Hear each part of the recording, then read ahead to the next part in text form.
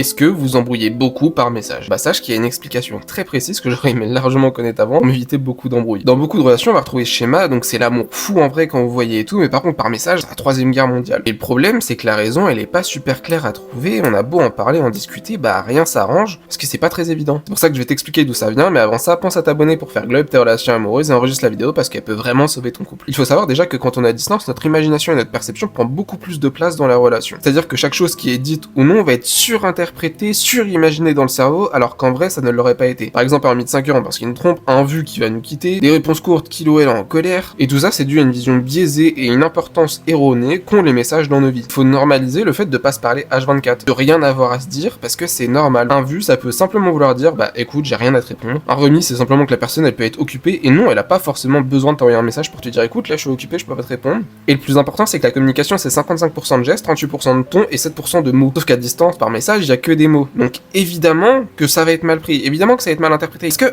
t'as pas la globalité de ce qui fait une communication? Donc déjà, évitez de parler de sujets délicats par message, au moins appelez-vous. Et il vaudra toujours mieux avoir un échange positif qui apporte de la valeur, qui apporte du bien-être à la relation, que de se forcer à vouloir toujours être en effort constant par peur de perdre l'autre, alors que ça amène que du vide et du désintérêt.